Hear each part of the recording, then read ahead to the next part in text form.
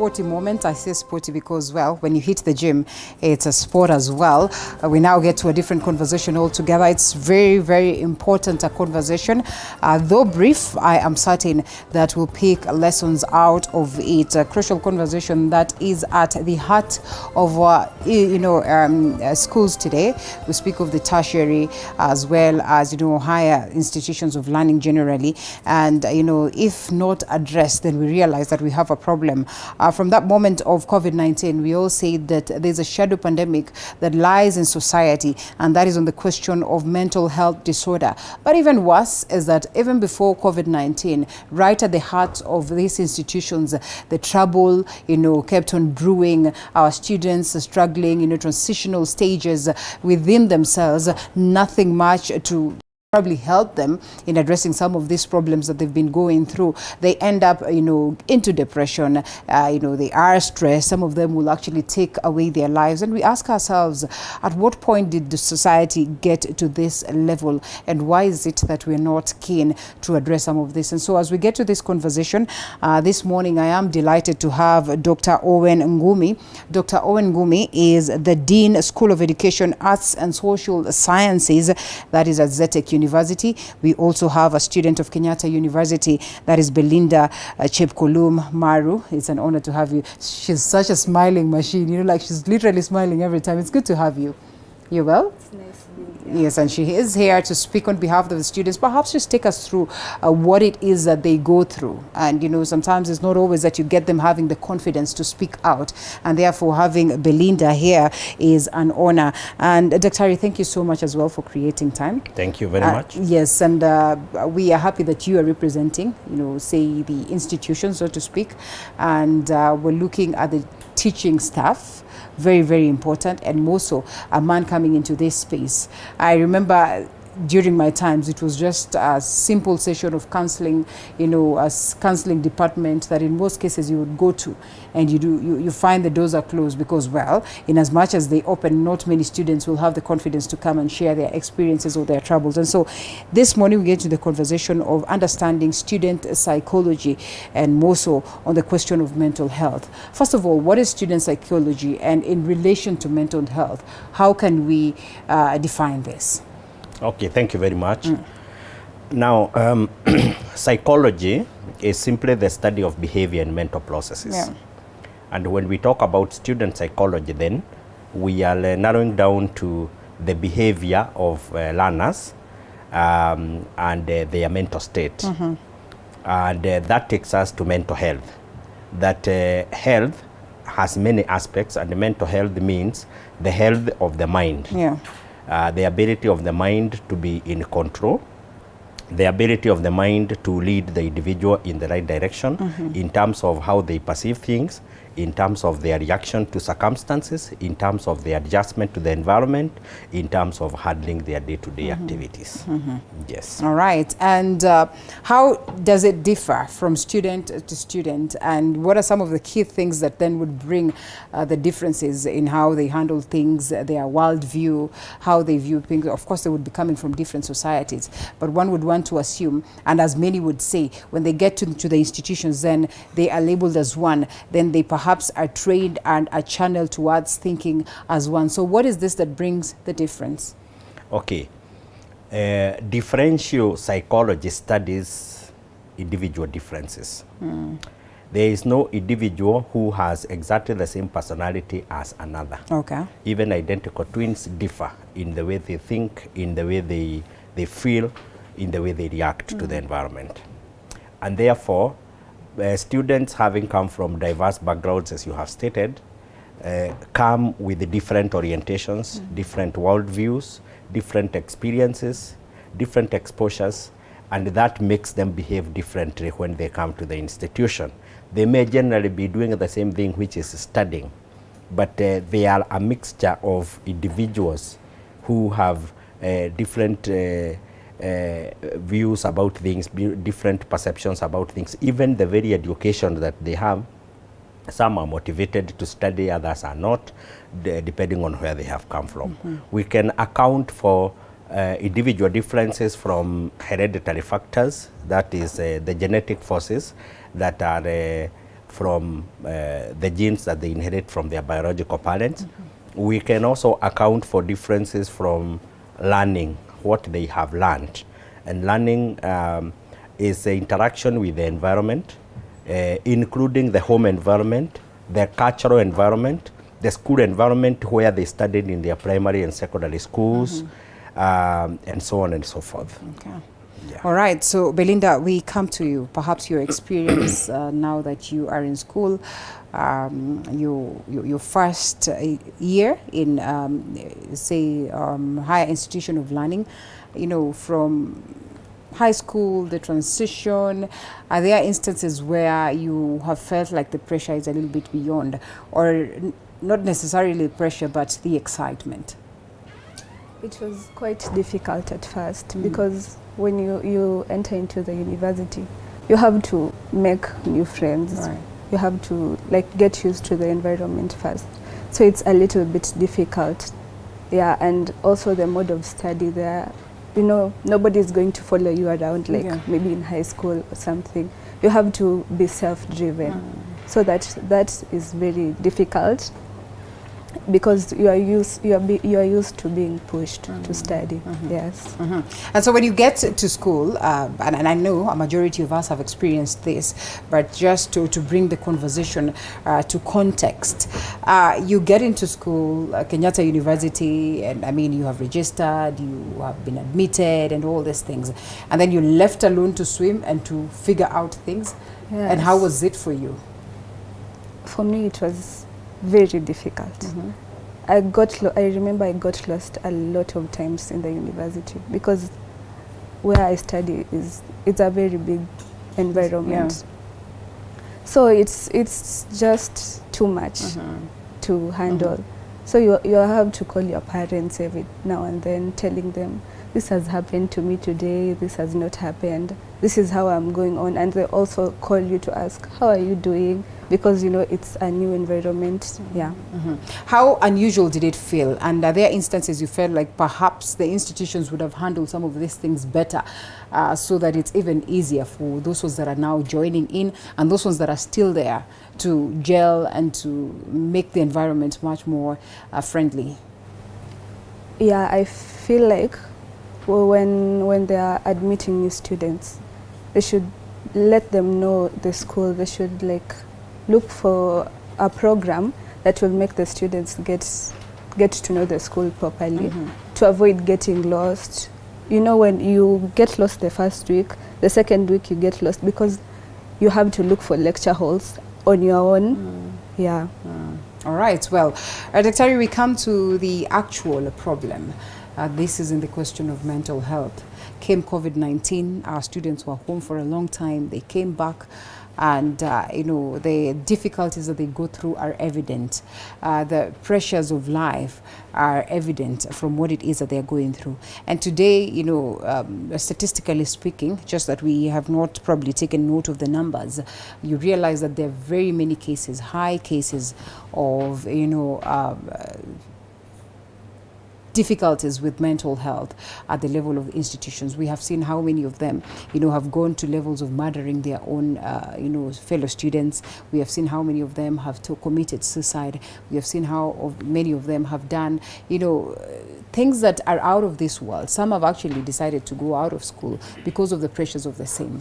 How is it in terms of these institutions, and how do we get to manage that so that we can address these problems that really sit with us? Okay, thank you. Unlike in the past, today institutions are much more aware and much more conscious of issues mental health amongst students. I will draw from Zetech University, where I'm working at the moment, and I know that many universities follow that model, that we start by orienting students when they come to school. We have an orientation program within the first 2 weeks of their reporting. Which is good enough based on what it is that she says? It is good enough. Okay. The problem that occurs is not all students attend these orientation programs, and we cannot force them. We will make announcements, we will put posters, and say we shall have an orientation program beginning this date. And in many universities, the first year students report first before the other older students come, so that in the intervening time, the orientation program can be put in place. So they are taken through the university, they learn where the library is, where sports facilities are, where academic facilities are, like the lecture halls, where the social places are, like the common areas for students, their administration.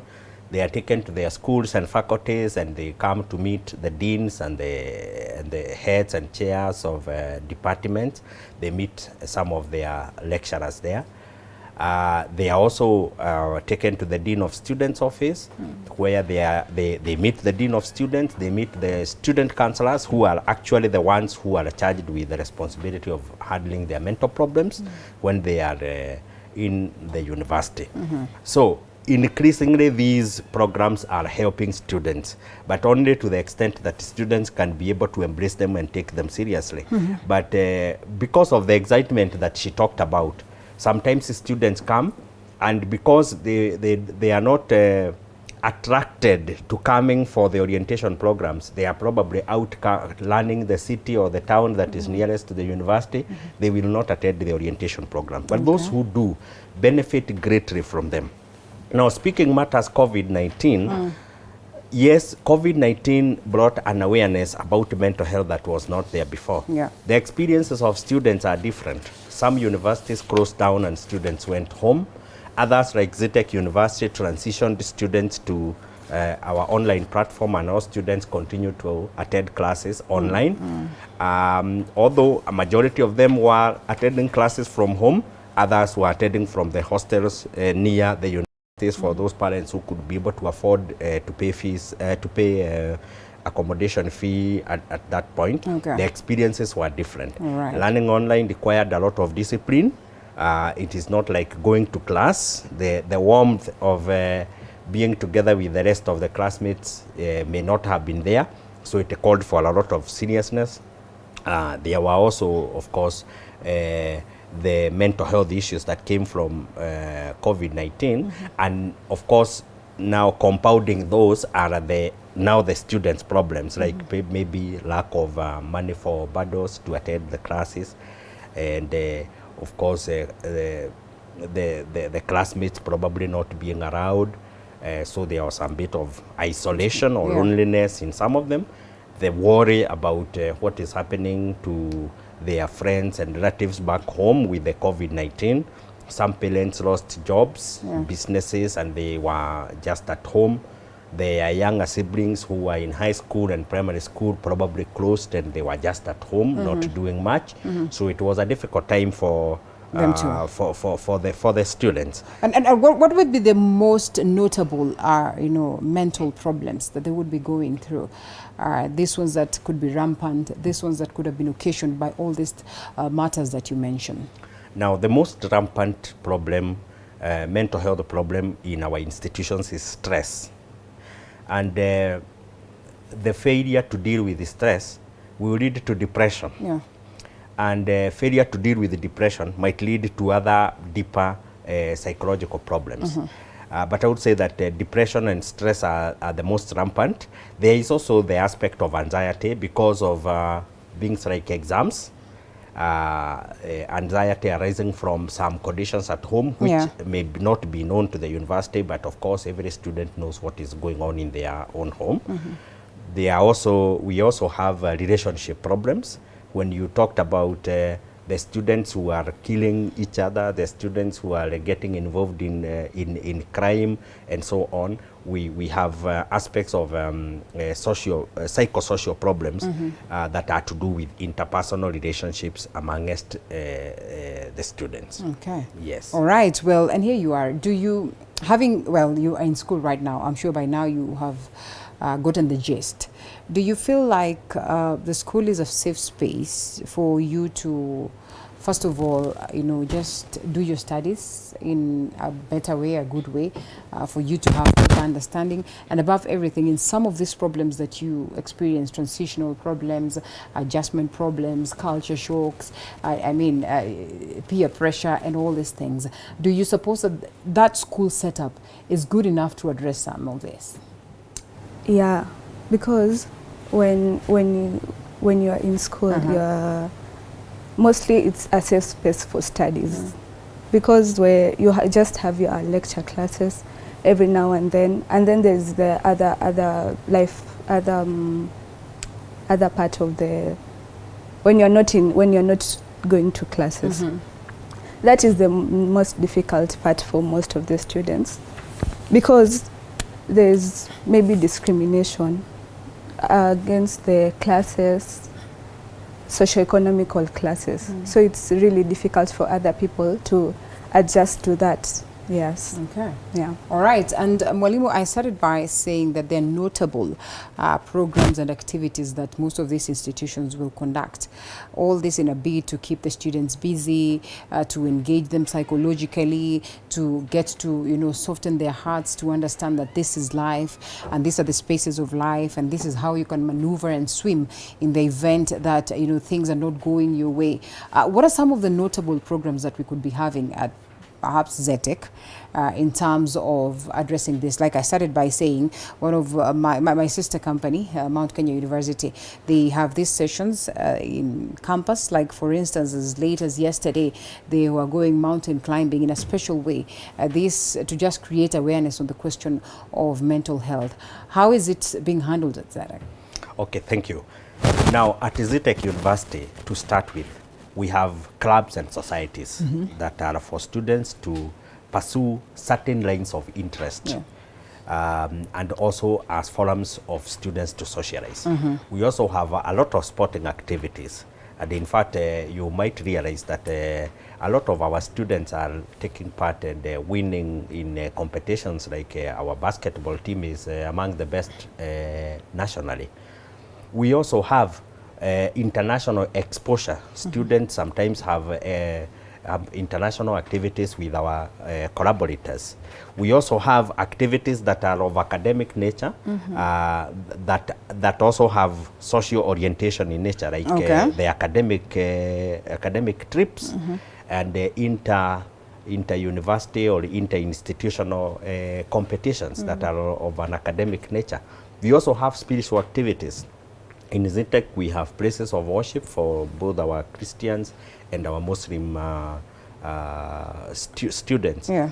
Then with regard to the students coming together to have an activity, like you have talked about, an excursion, a road trip, a hike, they are encouraged, and where they need facilitation, if it is, let's say, transport with our university vehicles, through the office of the Dean of Students, that is organized so that the students can be comfortable and the university knows where the students have gone, and they are free to do these activities. So all these are meant to ensure that when the students are not in class, they are busy, they are occupied, and they are occupied with the right things. When they are outside the university and they are out there in the hostels or they have gone to town, you might not have control about what they do. And therefore we provide alternatives within the campus environment so that we can be able to engage them constructively and positively. Okay. Yes. All right. So Belinda, I don't know whether you, well, of course you definitely have sessions with your friends in these clubs, if at all you have joined any.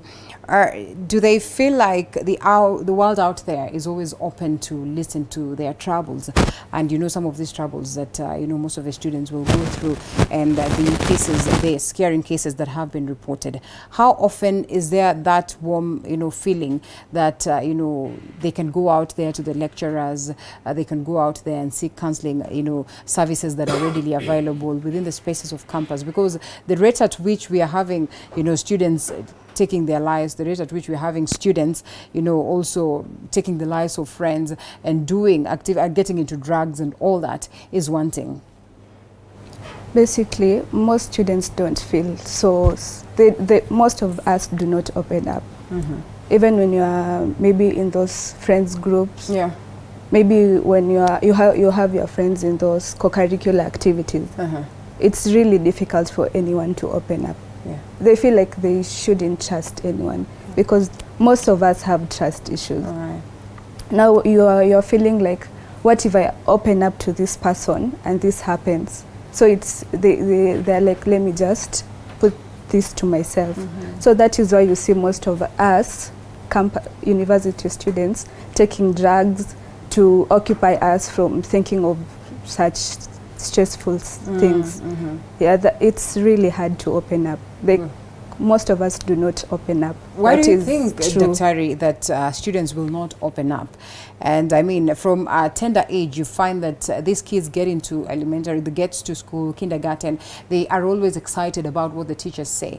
In most cases, they will do what the teachers say. As students grow up, do they lose that touch with their lecturers? Do they lose that touch with their tutors to a point that they would not have the confidence to open up? And this is a matter that we have been addressing for quite a while right now. What are these new measures that are being put on board to address this?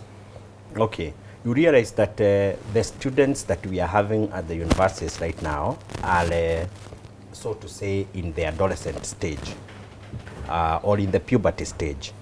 And therefore, they have lost the innocence of the children. The children in the lower schools will speak freely because they probably have nothing to hide. Yeah. But the moment an individual reaches puberty, they start becoming private. They start feeling that some of these things that I am feeling that I would want probably to express are so private to me that I should keep them to myself. And if someone has to know them, then it has to be as a really special and selected person. Therefore, universities have put programs which are manned by trained professional counselors. Okay. And the students are encouraged to talk to these people because that is their work. Their work is to be talked to and to guide students and to counsel students in both their academic and social life. Now, while probably lecturers may not be able to talk much to the students because maybe the interaction with the students is limited to class, we are also encouraging our lecturers to become academic advisors and even social advisors to the students. So we are increasingly opening our doors and asking students that anytime you have a problem, feel free to walk into an office and speak to one of your lecturers. And those that have managerial and administrative positions, like myself as a dean, I am always seeing students coming in asking me things. Many of them may be academic, but once in a while you'll have a student come with a different problem, and you take that opportunity to sit down with the student and guide them. And where you feel that probably you need somebody else to address this issue, you guide the student appropriately to which individual or which office to go for that kind of assistance. Yes. All right, societal approach to this. Do you feel like the society has left this for the institutions? For a moment, the society is absent, and I think we have had this complaints that there's really that aspect of touch between the students and the guardians and the family back at home, that they almost lose it, because I mean, after all, you are a doctor, you're a lecturer, you can only handle a handful of students. As we close, we have a certain level of permissiveness in the society. What has happened is that over time, the students are not close to their parents. The parents, when they take them to school, they imagine that in the school they are supposed to receive everything, not only the academics but also the psychosocial support. And therefore, a lot of parents have, so to say, neglected their parental duty in becoming friends to their children, in talking with them, guiding them, counseling them, which is the primary role of a parent. So this disconnect between the parents and the children becomes amplified at adolescence, because now the student feels lost. The student would want to talk to the father, to talk to the mother about some of the things they are feeling, to probably even draw from their own experiences how they handled those things at their age. Yeah. But that is not there. The parents are busy making money, busy with their careers, busy with their other things, and they have no time for these children. All right, so Daktari, as we wind up, 30 seconds, then what after all said and done? Because yes, our children require our attention, the youth require our attention, the teenagers require our attention. What would you tell the teachers? What would you tell the parents in 30 seconds? What would you tell the society towards, being alert to the troubles that you people face? I think they should encourage us to form interpersonal relationships in schools, because we cannot depend on our parents all the time. That's true. Yeah, because some people find it difficult to talk to their elders, and some have family issues, so they are torn between talking to their mother. So forming interpersonal relationships would really help. Okay. Yes. All right. Well, 30 seconds, and I think you've heard what she says. I hope we'd have some other time to expound this further, because it's quite a vast subject and we've not had enough or ample time to decipher on the same. So 30 seconds. Okay. Psychological and mental problems mostly have the simplest of problems. Yeah. Because it's simply pressure that is building up in an individual, and the individual just requires an avenue to let out that pressure. Yeah. And most of it will just be about talking. Okay. And you find that the problem is half solved, or even 80% solved, or even sometimes 100% solved. So as a society, let us encourage our young people to talk to us. Yeah. Let those of us who have an opportunity to interact with these young people, give them an opportunity to speak. That's It true. is not only the teaching in class that is important.